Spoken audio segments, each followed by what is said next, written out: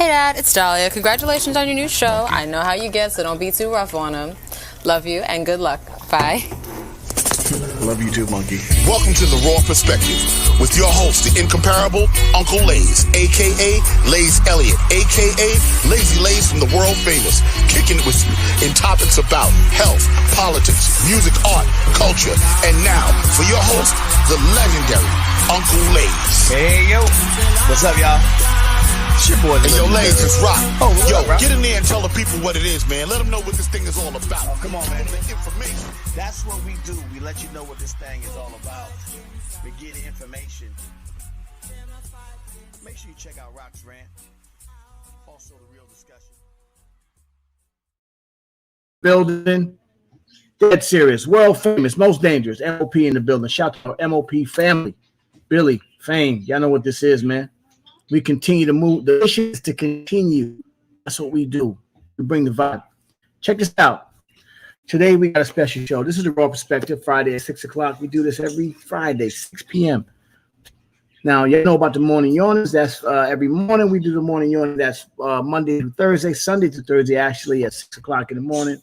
And we get it popping. Y'all hear the birds. I know what this is. I've been here before. We've expanded today. Exciting. We've expanded. Now we're on YouTube. So, you know, it's a little different. We got more bells and whistles. We got more audience. We're going to have a good time today. And I got a special surprise for y'all today. Your boy Uncle Laze ain't playing. Special surprise for y'all today. I brought my sister. Before I get to my surprise, let me bring the home team in. All right, let me get my man, my co-host, my cohort, my man, my brother from another mother, Ray Abram. I need to come in the building. Ray, come on in here. What's going on, Laze? Yes, happy Friday. Rabin is in the building. I tell you, we'll get this thing popping, huh? That's right. Brother of another mother for 30-something years, man. We've been doing this thing, man. And we just been rocking to other platforms. You know how we do. It's all frequency, brother. You see the hand moving? That's frequency, brother. We on that frequency. And listen, let me say this to you, man. What's up? We ain't going to argue about Trump today. Today, he nuts. The man's out of his mind. But we're not going to argue about Donald Trump, no politics today. We got a real important mission today. As a matter of fact, the mission is about the lady. So before I bring the queen of the day, I want to bring my sister out. Tanya Hazlehurst, Dawkins, host of Fresh Start. Host of. Hey, happy Friday. Let me tell you something, Tony. Let me tell you something. How do you feel about this changing the platform? We doing some good things, huh? A lot of bells and whistles. You got to do certain things. It's all crazy. I know, man. It's crazy. The perspective expands, you know. The perspective expands. But you know what? Without further ado, I don't even want to mess around here. I want to get to it because we got a lot to do today. I want to welcome y'all to the first Sip and Chat. You know, it's an idea I came up with about a week ago when we were thinking about something to do with OSG. And we were like, we can do something fly. How do we just have a little sip and chat? You see in the background, you see what I got back there. I got a little wine. I know T don't drink, but that's okay. I'm gonna drink enough. We got a little bourbon back there. We're gonna have a good conversation today because I got my sister, man. She's such a wonderful spirit, a beautiful woman, accomplished woman. Let me tell you something. T, I told you this before. You ladies are gonna fix the whole world for us. I want you to bring in my sister, Dr. Anissa Reilly. I want you to bring her in here, man, because this is the first time let me get this right. World premiere. I'm in the building. What's up? Music to bring you in with, because normally I'll be on the turntable. We gotta get some music. I'll play some music.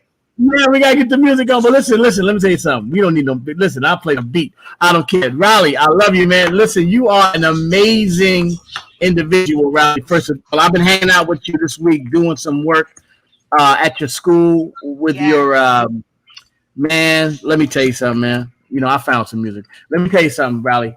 You are amazing. You're amazing. Let's play our theme song, Riley.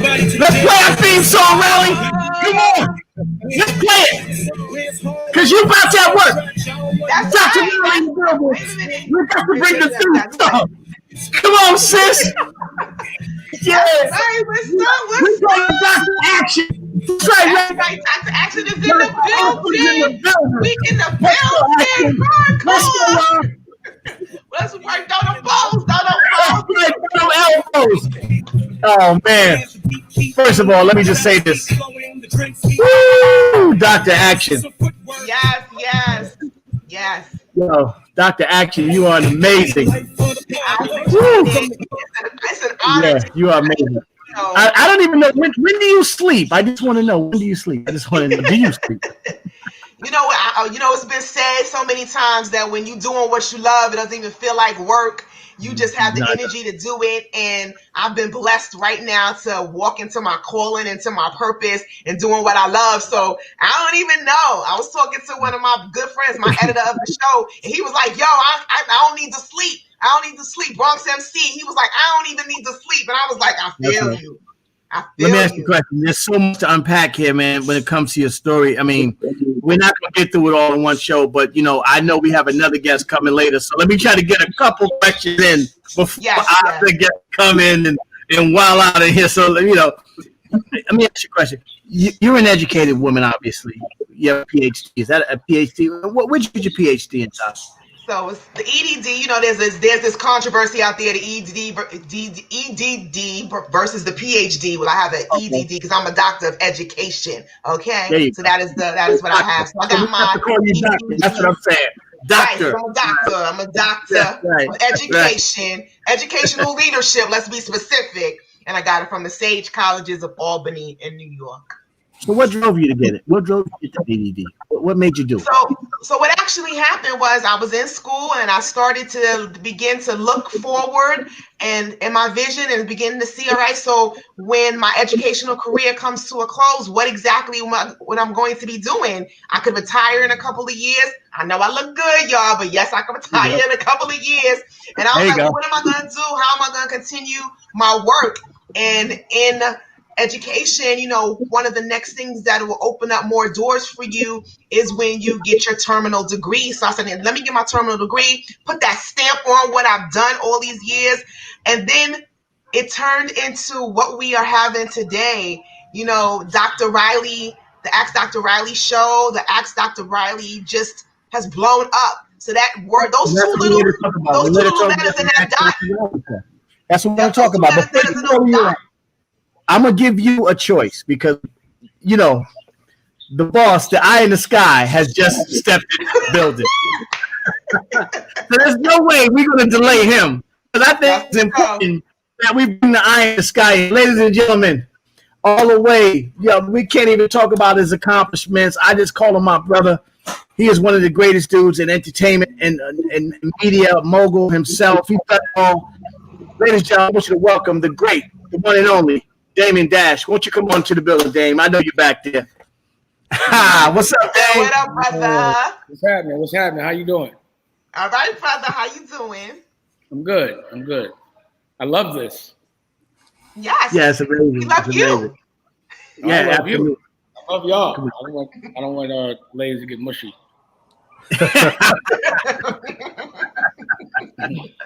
Nah, I'm good, man. I'm good. I'm glad to see you, Dame. First of all, I want to ask you, Dame, what interested you in the whole OSG movement? I just want to ask you that question first.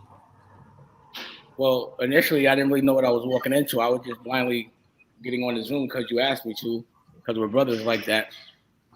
You got to excuse my talk, and I'm getting used to. You got grills in? Yeah. It's for the movie. I'm doing a movie, so I'm in character. Dame is shooting a movie right now, in case y'all didn't know. He's perpetually shooting movies and things of that nature. So right now he's shooting a big movie right now. So I appreciate him taking his time to come on the Raw Respect and kick it with Dr. Ash. You supposed to be sipping? Oh, listen. Yeah, we already here, Dame. We ain't playing. This is water. This is water, but it says I'm thankful. Hold on, you sip. That might be vodka. No. Okay. Anyway, yeah. So when I first got there, and I saw that these were all principles, and the fact that they really care, the things they were doing. Number one, I had never seen any black principals, and number two, I had never really seen so many people really care, other than myself. And then I was really happy how swaggy the principles were, and once I was really aware of the problems. Like, I know the problems, but I want solutions. And what I saw with 90 principles was nothing but solutions. And also having the ability to talk to people that can listen more than 9 times. Like you say it one time and they get it and they understand it. And, you know, even though at times there could be emotion, at the end of the day, the logic kicks in quickly. You know? So just dealing with real, like, strong women, real men, that's not something I'm not accustomed to, because it's a cloth that most aren't cut from. But also, I saw the need for them to be rewarded on some level. I thought, like, yo, these are our celebrities. These are our superheroes that no one talks about. So if I have a platform at this age, I'm going to showcase the people that I know when they get the rock, when they get the platform, they're going to help others, not only themselves, but they also deserve to have their dreams come true. And the things and the discipline that they have for the education and the whole process, the day-to-day of it all, they do way more work than most corporate CEOs that are running billion-dollar companies. And at any point in time, if any one of them feel like not being, you know, working as a principal, they could always come run one of my companies, you know? And then with the solutions, that's 90 schools that I don't, like, my thing is not to depend on our oppressor to help us. The narrative should be, we help us. We are the strength. So being able to have access to the school so that I can help them. Like we building out, you know, we going school by school. We building your school. Yep. Yeah, going to my school. Mm-hmm. We building Dr. Reilly's school out right now. We're building. With no asking, the funds are there. We gotta, nah. So instead of me complaining about the education as it is, because I also, when I remember being a child, and I don't remember being taught how to pay taxes. I don't remember being taught how to lie before law. I don't remember being taught how to farm, how to code, how to be an entrepreneur. All I was told was, if you don't go to college, you're not right. If you don't sit behind a desk 8 hours a day while the sun is out, then something's wrong with you. You have ADD. And the only way that you're going to be successful, because, you know, you're going to be programmed to have a 9 to 5, is if you play basketball or football. So let me provide that distraction for you so that you put all your, instead of paying attention to education, you pay all your attention to a sport, even though it's lotto. And when you get to a place where you can't get to that dream, you're not prepared. And I've seen it happen over and over again. And let me tell you something. This is the Dame that everybody knows. This is Dame that I know. You have to understand something. Dame, like, it's hard because it's almost redundant. Because I just want to stop before so the audience can get it up. Let me just wrap it up. All right. This much. What I was saying is, with these principles, even though they're knowing everything, they really want to change it. They see these principles don't want to fit in. They really want to help the kids, and they know what's wrong with the system. And they're like, yo, if the system won't help the kids, then we will. You know? And they're providing the real education, despite the one that's just given within the school rules. They take care of these children, and they also worried about what goes on when they're not in school. You know, they understand that school is a safe place for some of those kids. So they make sure they provide that comfort for them as well.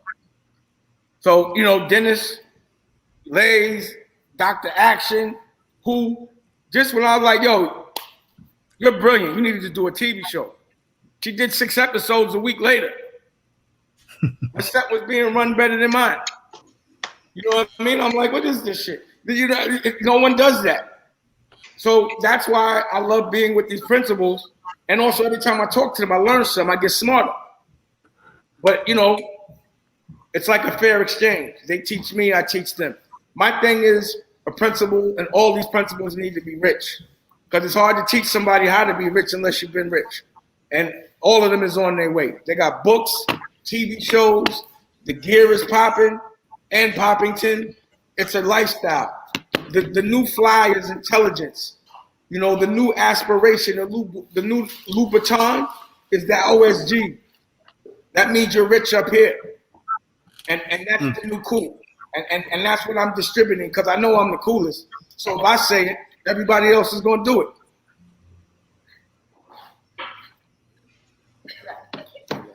You know what I mean? Hey, man, I ain't going to say nothing, Dame. I mean, listen, you said it all, brother. You said it all, man. Like, you know, you have to understand, man, like I've known Dame for a lot of years, man, and this is he's been the same exact person from the day I met him. This guy's an amazing dude, man, and it's almost redundant. So when I give it to him, he's like, man, stop being so sensitive, Laze. But you got to understand, we honor you. And you be talking about throwing man showers and shit. And I love Dame and all. I'm like, I'm not doing yeah, you going to make that movie, ain't you, though? Ain't you going to make that movie? That's going to be a movie. That's going to be a movie, nigga. Get rich right now. It's definitely getting rich.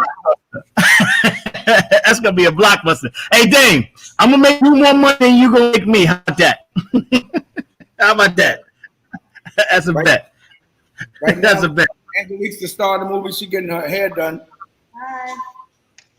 And then after this, I'm going to do my rock show. You know, but basically, I appreciate everything you said. And you know, life's supposed to be lived, and you're supposed to have fun every day. So I'm doing it. Everything I'm doing for money, I would do for free. And I just think everyone should understand the secret. That's the key. Follow your happiness in your heart. And if you're working toward helping yourself, that's the only real way to help others. You don't know how to love yourself. There's no way you can know how to love somebody else. Facts. Facts. That's why I know how to love so well, because I love the fuck out of myself. Nice. We love you too, brother. You know that. I love you all. Love you too, Dame. Taking over the whole world. Yes, we are. Yes. I love Thank what you, y'all brother. doing when you turn this into a TV show, but you got to drink some wine. I don't drink wine. I'm drinking water. My grandma. Okay, so here we go. My He just grandmother. drank wine, Riley. So we'll stop playing. Wait, no, Jesus. my grandmother who passed away on, during COVID, but it's okay. Used to call it city gin. So that is what I'm drinking. I'm drinking city gin. That's my liquor of choice. Nice. I just said sipping makes you think, all right, cool. I'll bring a wine cooler next time. Or I could do a Shirley Temple. That's my mixed drink. Yeah, I'll bring My mixed drink Tallulah. is Shirley Temple. I'll bring Tallulah, my daughter. I'll bring her next time. That soda works than the wine. You should drink the wine. Forget that soda. You gotta see the process, bro. Oh my God, it's crazy. Coming I'm out, getting Dame. I know that. good. I can't wait. I'm getting good. I got it. It's just incredible. So I hope everybody gets the same energy. My shit should be contagious. If you ain't hustling hard right now, if you don't come out of Corona stronger, then you got to look at yourself like a soldier. But a general looks forward to a war. He trains for it. He wants it. And then everyone else that's not ready, then they got to just bow down and just sit down. You know what I mean? And that's what's happening. It's a time for generals to get money. So look at all the things OSG did in Corona. 90 generals. 90. All Can we generals. get to the thing that I did during Corona? You did. I already spoke. You did like. Okay. No, we're supposed to be showing the show today. You did just. And you did wrote a 6 episodes of a TV show. You did a cartoon. I feel like you're writing a book. And then I even can't keep up with you. You was the Pope. Once you did it first, no one had no more excuses. You was Dr. Action off top. That's why that's your name. And it's a comic book coming through, a kid's book, right? Coming with that. Yeah. Is this a double? I'm actually doing a coloring book right now.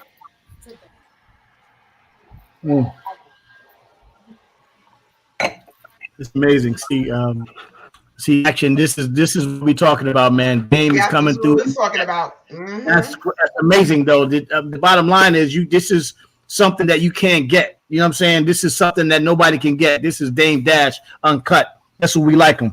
Uncut. This is a real general at work here. About it. If you ain't about it, he don't want to talk to you. It's about it. Not at all. If you ain't about that action, I don't want to talk to you. She's the doctor of action. I appreciate it. Thank you. Mm-hmm. What? Dame gone? What you doing, Dame? He went out. He went to the movie. It's crazy. Dame Dash, man. Just lost my man, Dame Dash. He came in the building and did what he did. We should talk about the world perspective. Shout out to my MOP First family. And it's good to see Dame back in. Like I said, when I called him, I was excited about it. And so, to why we're here. We are going to premiere the first episode of Ask Dr. Reilly live on YouTube. So, Smitty, if you got it, let's put it up, watch it. We're going to sip and rest about it a little bit. Uncle Laze in the building. Action! What's up? What's that? Do we have the clip, guys? Do we have the clip? There we go. It's coming up. Oh, world premiere. Let's go. We get that world premiere going. That Big Dash Studios in there real quick. I like that. Welcome to the Dr. Reilly Show. Turn that volume up if you could. I'm your host, Try to be up here for the music. Dr. Anissa Reilly. Hey, y'all, mute the mics if you can, so we can hear the Hello, show. everyone, and welcome to the Dr. Reilly Show. I'm your host, Dr. Anissa Reilly, and it is an honor and a privilege to have you join us today as we talk about a very important and sensitive topic, issues about sexual trauma.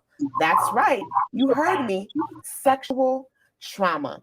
So today we have a guest with us who's going to walk us through sexual trauma. Her name is Nikki Brown, also known as the Coochie Coach.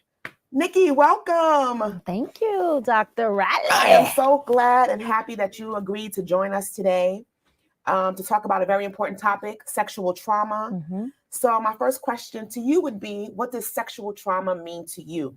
Sexual trauma. Well, first of all, for me, they're two different things until they're merged. So sexual is a whole one experience, right? So that can be pleasant.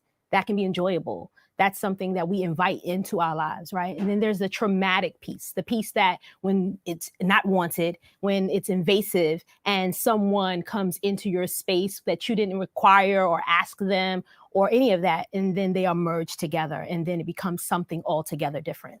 And so it is unwanted experience, but the traumatic part is the impact on the person. Like, how do they deal with this experience? How did this happen? Am I at fault? All these kinds of questions that comes up when someone is impacted by sexual trauma. And what's so interesting about those terms and the way you described it so vividly, I think everyone is clear now about what sexual trauma is that women, 1 in 5 women are victims or experience sexual trauma. Absolutely. And I know that you are part of that statistic. So can you just share a little bit about your experience? Well, one, I want to say something about statistics because I have these statistics that I say when I speak in front of audiences, and I use this thing. It's every 97 seconds, someone is impacted by something that I call sexually mishandled. So we throw sexual trauma in there, but sexually mishandled could be anything from somebody fondled you that you didn't want to somebody actually took a part of your body in a way that you didn't want it to happen. So that's every 97 seconds, someone is having that experience, right? And then 97% of teenagers, right, are experiencing what they call premarital sex. I don't know what that is because most people ain't getting married. And when they do, 50% of them are getting a divorce, but whatever, right? So every 97% are experiencing that. And then you have another 97% of some other number I can't remember, but it's like something that's happening often, right? But what's not happening is like there's not a 97% of people are telling a right? story. 97% of these people are getting victories over it, but people are suffering. Yeah. And so a lot of times it is imperative that we have safe spaces. When someone says, this has happened to me, how are they received, right? Are they looked at like, what the hell did you do? And let me stop you right there, because when you talk about a safe space, that's the reason why we wanted to create this platform today, so that people can know that, yes, it's okay to talk about it. It's okay to share. It's important to talk about it. It's important to share. And you're not alone. Exactly. And those of us who have experienced some type of sexual trauma or sexual mishandling, okay, so I think that's important for people to understand. There's a sexual mishandling involved in this too, that there is an opportunity for us to be successful and not get stuck as trauma often does to certain people. Absolutely. So yeah, so you're 1 or 97 second mishandling. I'm a statistic, but I'm a variety of statistics. So I feel like, you know, my 97 seconds happened when I was 8, right? Another 97 seconds happened. I know what it was. It was like every 97 seconds, somebody gets an STD or something. It's like all kinds of statistics that are happening. So yeah, but for me, it has been, I would have to say, I had trauma that I didn't know about, right? That's called a blind spot. You got things that are happening in your life and you don't even know why, right? And so my 97 second happened at age 8, but I didn't think anything was different. But my behavior, when I look back at it, from 8 to probably 19 was reckless. But I thought, hey, I'm good. I'm going to school. I'm doing all the right things. I didn't see that as a problem. It wasn't until I started to really focus in on that issue that I was like, oh, snap, this really had an impact on my life. And so I began to address it. So you said at 8, so a lot of women had a sexual mishandling or a traumatic experience under the age of 10. Can you just give us a little understanding of what that looks like so we can be clear in our minds as to what happened? Well, what it typically looks like, it's a family member. It's someone close by. It's someone you trust, right? Because that's a big thing. When you're little, you trust everybody. And back then, I'm saying back then like I'm mad old, but we are.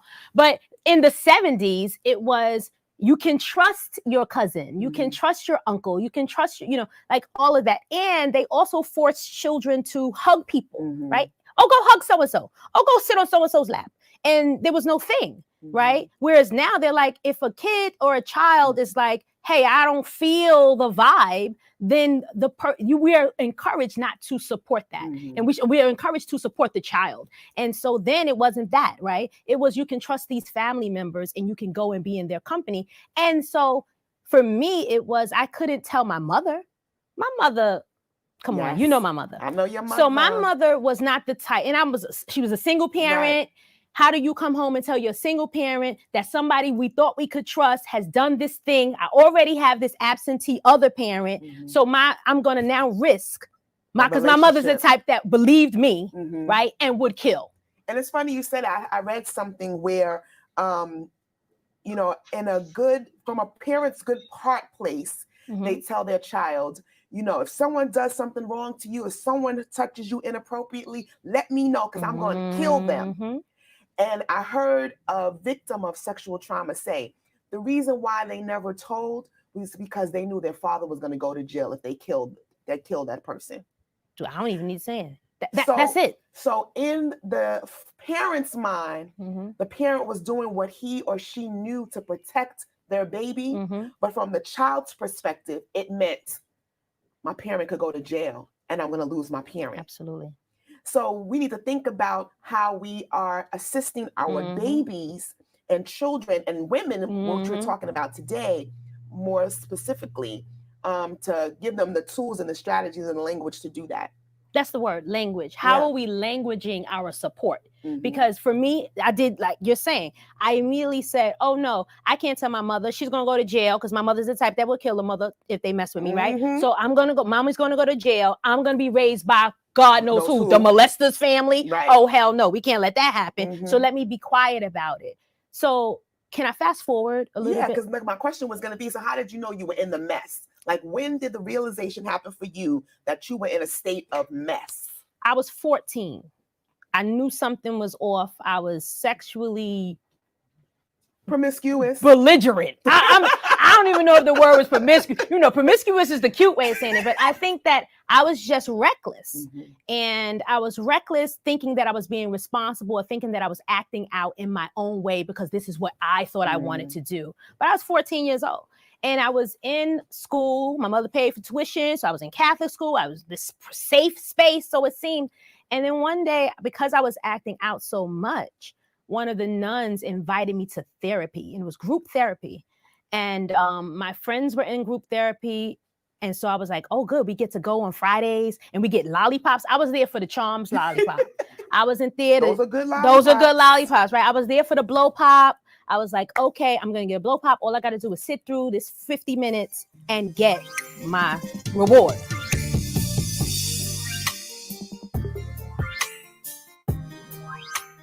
This is what kings and queens do. This is absolutely normal.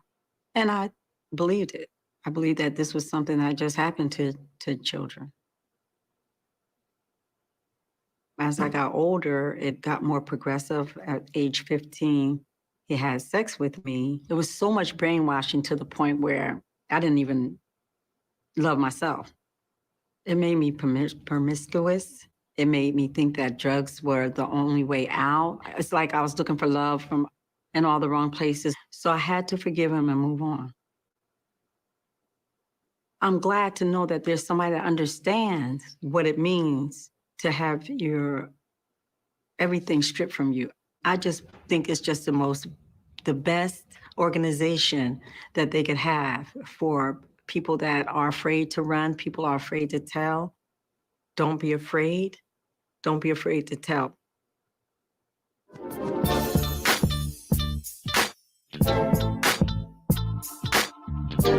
So I was 14, right? I was reckless. I was in therapy, group therapy. That was like important to me.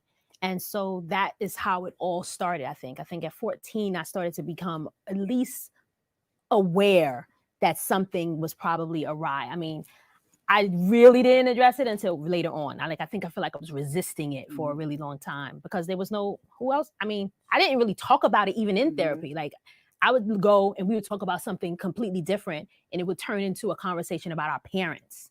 So it's like a bunch of teens talking about their parents. And we're not going to talk about how that's our parents impact. Hello, right? The trauma really where it all begins. So yeah. So I heard you say that the behavior that you displayed around 14, a little bit younger, although it may seem like this is who I am, this is the type of person that I am, see me, hear me, because it was so belligerent, as you say, or negligent or reckless, that is the first sign that there's something happening. And I appreciate the fact that there was an educator in your life that came in and recognized that you needed some additional assistance. Absolutely. And even going to therapy at 14 is not something that we do as a people, as a people of color. And definitely not Black people. And not Black, but for you as 14 to say, I'm gonna go. But if it was Charms Lollipops that bring you, then go get the Charms Lollipops and get some help. Exactly. I mean, whatever it's going to take. So we fast forward to now we're an adult.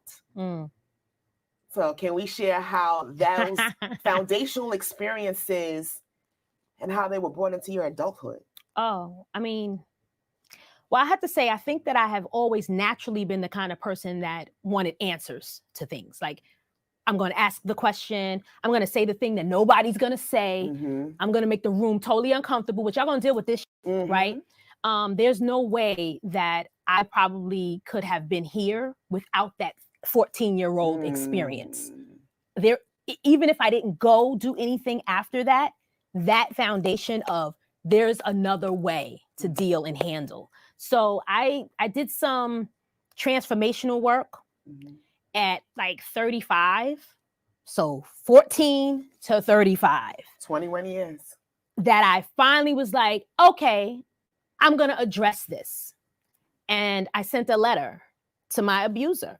An email, no doubt. Ooh, that's deep. And hell, I was just learning how to use email at 35. I was like, yeah, I know it's been around for a while, but I'm, Wow. So I sent an email. I don't know how I got his email address. Let me pause you there for 1 second. Yeah. We got to take a minute right there because that is a moment of courage.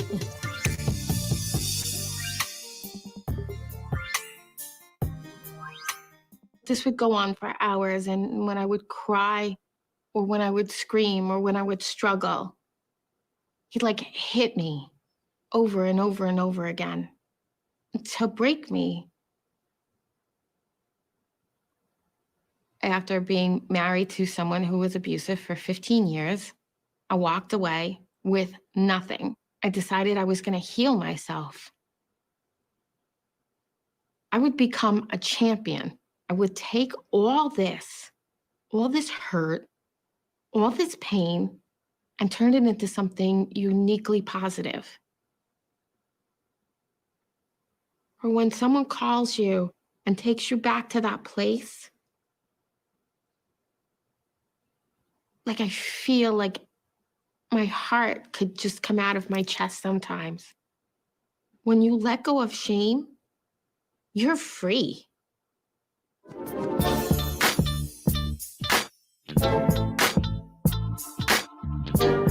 So writing a letter to your abuser takes courage. So just can you share with us with that letter? Well, first of all, I have to say, like I said, I did this transformational work, right? And so at 35, and if at 14 I started the therapy that I didn't continue, but 35 going to this transformational session, there was a letter writing portion. And so we did letters like to our parents and, you know, all that, like healing your childhood. So I was like, okay, great. Then I was like, what if I wrote a letter to old dude? So I did that. And in the letter, I basically took it. Now, it was my cousin. He's 16, I'm 8. Y'all know the math.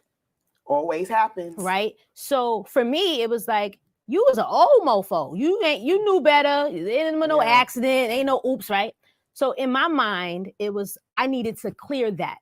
I didn't know that was a thing. Now I knew it was a thing that had been playing out. So let me stop you right there because I think that's important, because sometimes 8-year-old children or even young children think that it's acceptable when a family member that's a little bit older than you does that. Absolutely. So not knowing it was a thing at 8 is permission to realize that you can now know as an adult, I need some help. Well, here, the other part I want to say about being sexually mishandled, fondled, whatever the hell people want to try to segment it, is that there's a part of your body that likes it.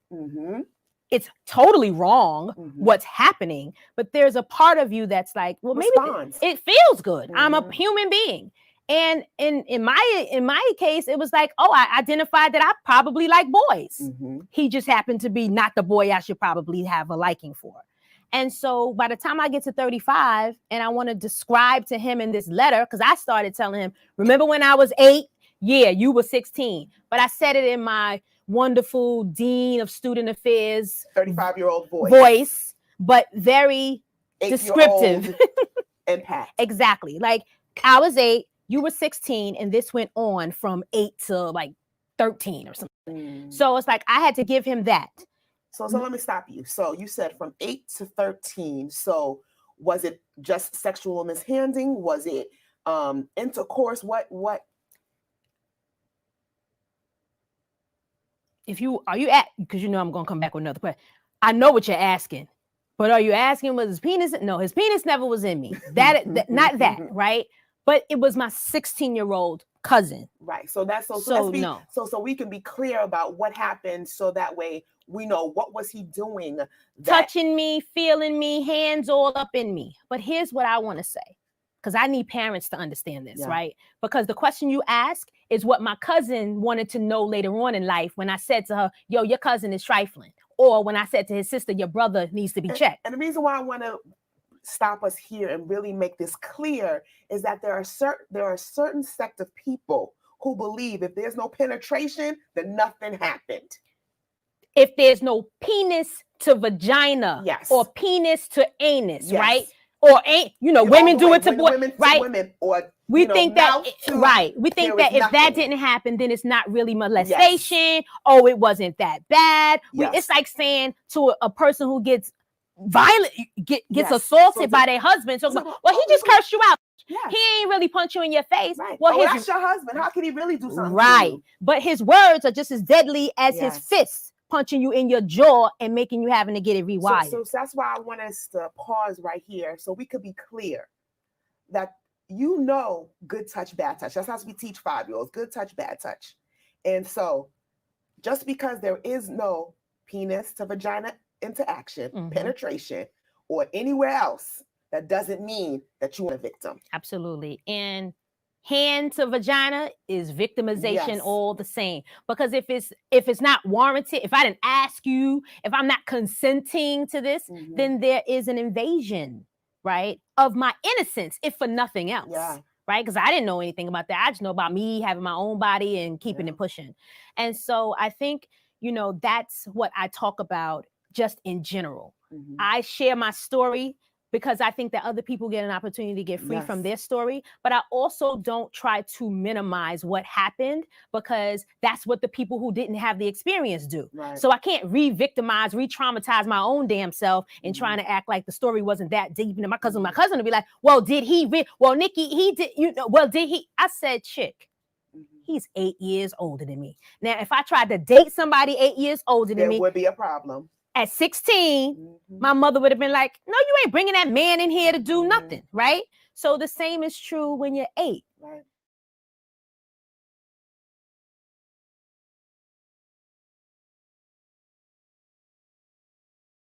So congratulations on you, Dr. Reilly. It's such a powerful episode.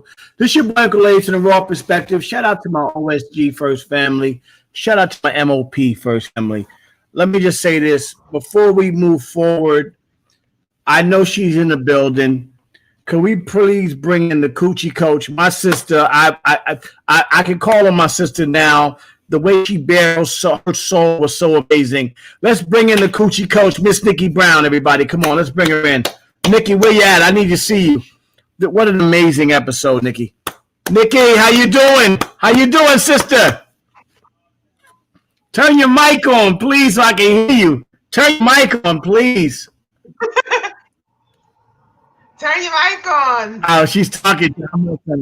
Turn the mic on, please. Unmute her microphone, please. Well, let me ask you a question, Dr. Reilly. You know, I don't know what happened, but beyond the technical, sister, Dr. Reilly, what did you, what made you do this as your first episode? So, as a woman who has experienced trauma myself, and knowing the impact that trauma has on people, and more importantly, women, I felt it was necessary to take this one topic that we in our culture, more specifically the Black culture, tend to sweep under the rug, right? And we don't talk about it. Oh, that was Uncle so-and-so, or that was just Johnny, and whatever happens in the home, it stays in the home. But so many things are happening in the home that impacts us and stops us from moving forward. So being someone who has experienced a significant amount of trauma in her life and been able to still come out on the other side standing strong, I felt it was necessary to talk about this taboo topic, and the fact that this month, September, is Sexual Awareness Month. So what perfect opportunity to talk about that topic that we don't want to talk about, but we need to talk about because people are suffering in silence, and put it on the stage in a way that people can receive it and walk away with strength and dignity, and not just pain. Well, let me tell you and something. sorrow. First of all, we're men. You have two men on this panel, and Dame left us. You know, Dame knew when to get out of here because we are absolutely thumbs to this. I'm going to turn this over to my sister, TD Loving, and she is a holistic healer. Her show, Fresh Start Focus, comes on Saturday morning at 10 a.m. every week. And you know, I know there's so many questions in the comment section. I just want to make sure that we get our questions out first. So TD, if you have any questions for Dr. Reilly or the Coochie Coach, please let us know now, please. Okay, microphone. This is a new technology. We get the microphones working here. Turn the mics on. Okay. I got it now. All right. It's I have a question. You're on for the Nikki. Coochie Coach. I have a question for the Coochie Coach. Yes. How have you, in the work that you do, what are some of the things that you do to normalize the conversation about sexual violation? Because it is very difficult for people to talk about, and it is, taboo for people to talk about in many communities, not just the Black community, other communities as well. What are some of the things that you have done as a coach to normalize that? Can you hear me? Yeah. Can you hear me? I can hear you. Can you hear me? I hear you, Nikki. Okay, perfect. So, okay, so I heard parts of what you said, Tanya. So I heard you say normalize. That's the word that stuck out in my brain. So I'm a roll with normalize, right? What am I doing in my work to normalize basically sexual mishandling, right? Some woman, some man, some boy, some child being disrespected and violated, right? That's right. How I believe that I normalize it is that I am extremely candid and transparent about my life. And in doing that, because we come from a world of don't tell nobody what's going on in this house, right? What goes on here stays here. And if you tell anything that happens outside of here, you will be dealt with usually in a more abusive way, right? And so I believe that the way that we squash all of it is that somebody's got to be the interrupter. Somebody has to disrupt the thing that makes everybody comfortable, and I'm that person. And so by disrupting it and quote unquote making it normal, because there really is no normal. No two people have the same sexual experience, and no two people have the same mishandled experience. But what we can see as a commonplace is that we all can say we felt violated. And from there, we can begin to talk. I want to turn this question to Ray Abram as the only other man in this room, and we are way underqualified to even be in this room. And luckily, I am the host and Ray is my co-host. So just by default, we have to ask a couple of dumb questions, and just y'all don't try to slap us when we ask these questions. But Ray, I'm gonna give it to you first before I get to it, because I got a lot to talk to the coochie coach about. Yeah.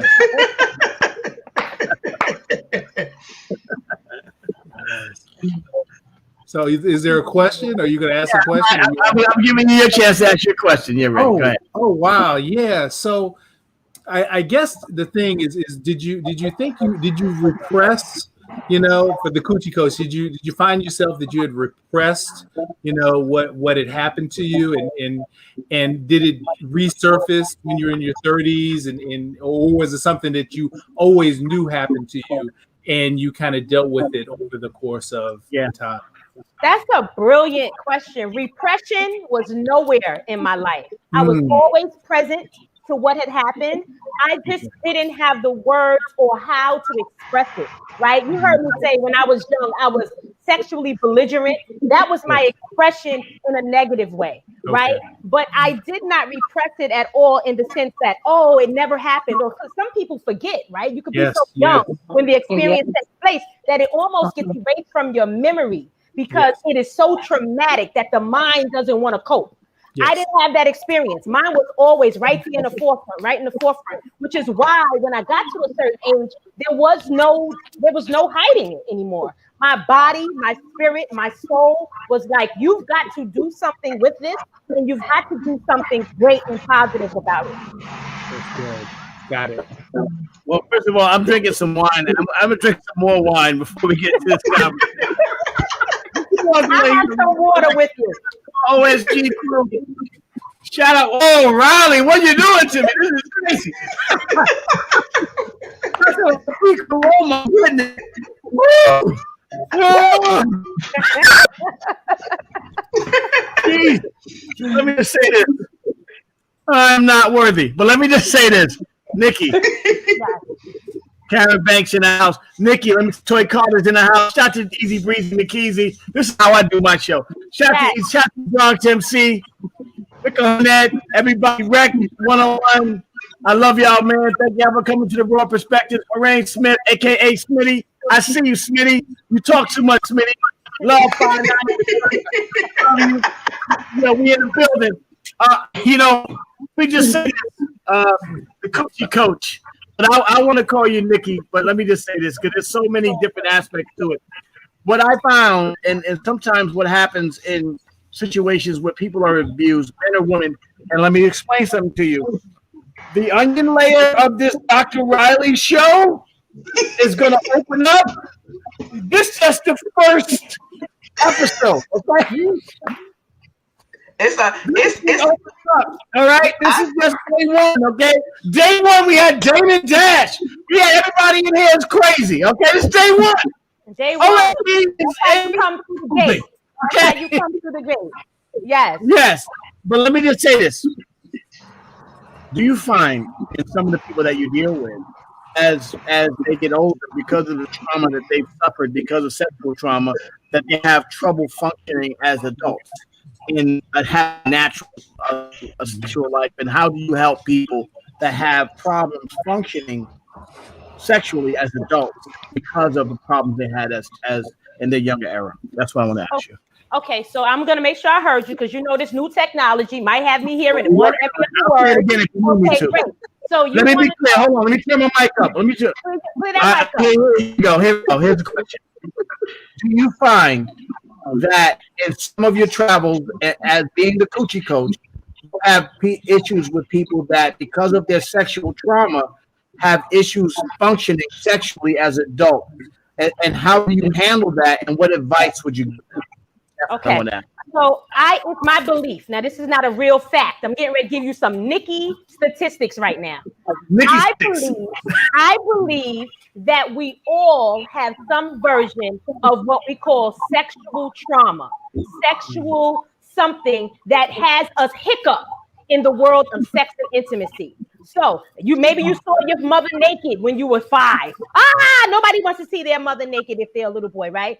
Maybe you saw something that you should not have seen as a child, and that can sexually traumatize you in some way and have you now only want to experience life in a sexual way from one eye, one lens. And so when I am dealing with people who have been impacted from a variety of places, I tend to go back to the place that caused the trauma. And so what that may look like, I had a client who only wanted to, not only, but mostly wanted to have sex in like a car, right? And what I found out is that his first experience was with a prostitute in a car, right? So that meant every time he's interacting with a new partner, he almost has it psychologically, unconsciously, that he wants to relate to her like a prostitute, right? Like a hooker. He wants to recall that experience. He wants to remember what that sexual experience was like for him. Now, meanwhile, I would call that an unhealthy sexual experience for the first time. But for him, it was his first time. And because he didn't unpack it at any point in his life, that was normal for him. So back to the word normalize, we all normalize sex in our own way, given the area that we all started, depending on how much work we've done.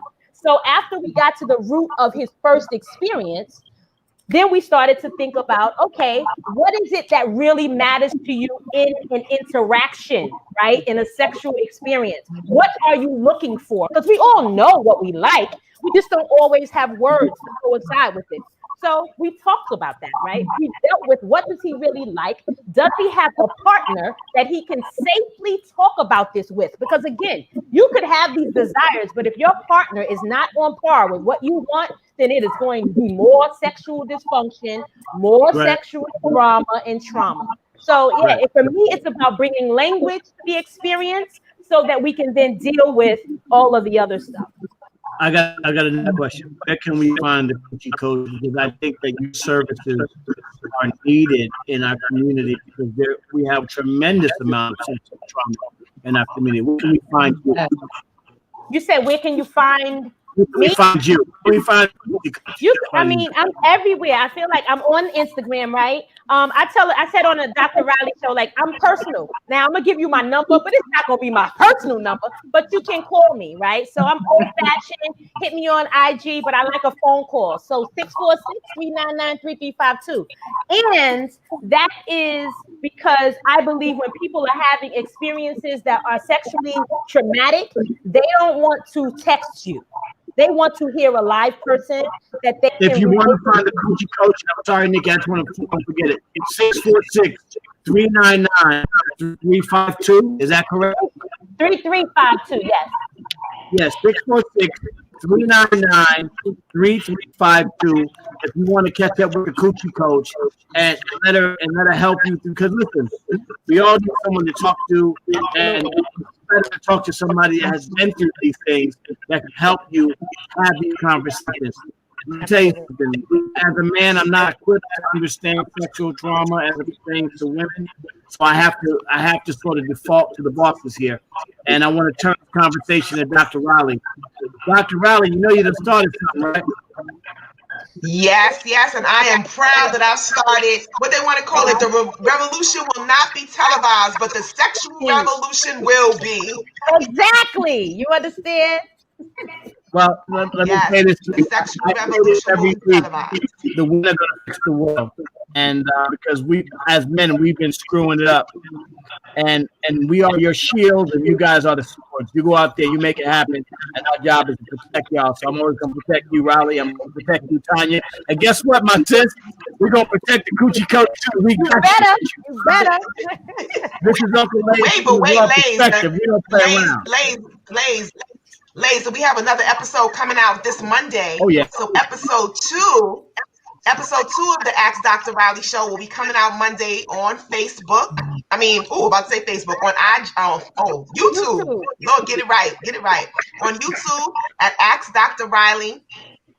Ask Dr. Reilly on YouTube. Episode 2, Dr. Hunter will be our guest, and her story is another story that talks about growing up in the Caribbean islands in Jamaica and what happened while she was there, because her mother had to go abroad to find work, so she was left behind. And so that's a story that so many families have lived.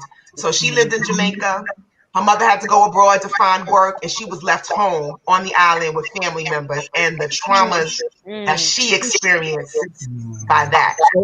So Tanya, I know that the Dr. Reilly show. Next time on the Ask Dr. Reilly show, we have guest Dr. Maloney Hunter as she sits down and describes how she overcame sexual trauma. I had to teach myself how to forgive and move on. I've learned to not take ownership of it at all. So once I did that was when I learned how to forgive him. I'm your host, Dr. Anissa Reilly. Yeah, we are brand new. We got everything now. It's crazy. I love it. Welcome to my perspective. Shout out to my OSC crew. Shout out to my MOP First Families. He just said, I want to thank y'all all for coming. TD, as a former Jamaica, and you are from the island of Jamaica, you can relate to the story 100%. I know we didn't have enough time to tell your story. It's amazing what you guys go through, but we are here to learn, and that's important, man. And I want to thank Coochie Coach Nikki Brown. I just want to call you Nikki, my sister Nikki. I don't want to call you Coochie Coach, even though that's your name. You can call me your sister, the coach. I mean, the Coochie Coach. It's the reason why I make people say it, because it makes you create some type of new form of language and speaking. We're not comfortable relating to the female in such a powerful, positive way. So I am transforming that. We are normalizing this right here. But can I be honest for a second? That coochie is the most powerful thing on the planet, by the way. Come on now. Come on, baby, yeah. It's the most powerful thing on the planet. You got anything you want to say before we get out of here? Nah, this is just such a powerful show. Congratulations, Dr. Reilly. Thank you. The launch. This is awesome. I'm so excited for all the women that you're going to save, all the folks, and not necessarily women, because I think there are men who will get healed from this too. Coochie ain't no joke. Yeah, man. That's a blessing. So thanks everybody. This has been a wonderful show, and thank you for blessing us. And with the we'll be on Tanya's show, Tanya's iHeartRadio show coming up. Nice. Yes. Any closing words, T? I just want to thank Dr. Reilly for the work that you're doing to bring forth these topics that need to be addressed. I want to thank the Coochie Coach for being so empowered that you're going to empower so many other women to work both of you. I admire you and I congratulate you on this work. Women need women to support women in this way. And so kudos and congrats again. Thank you, Tanya. So let me just end this off by saying this is my perspective. Like I said, we don't have all the answers. We got nothing but questions, but we got to ask God and he'll give you the answers. I want to thank Dr. Reilly. I want to thank Nikki Brown, aka the Coochie Coach. I want to thank Ray Abram, Dick Shock Rabin, my brother. I want to thank my sister, TD Lovin, aka Tanya Hazlehurst Dawkins. This is our first enclave into YouTube. I want to thank Lydia and the whole StreamYard crew, and my man Smitty, who runs the show for real. And I want to give a special shout out to my brother, Dennis McKeezy, aka Easy Reezy McKeezy, and my whole entire OSG First family and my MOP firing squad. God is good, y'all. We just getting started. That's my perspective. This is the raw perspective, and we out. We love y'all. Thank y'all. Y'all have a great day. It's beautiful out here, y'all. We just getting started. We ain't playing. Let's go to work, y'all. We ain't playing. Uncle Laze in the building.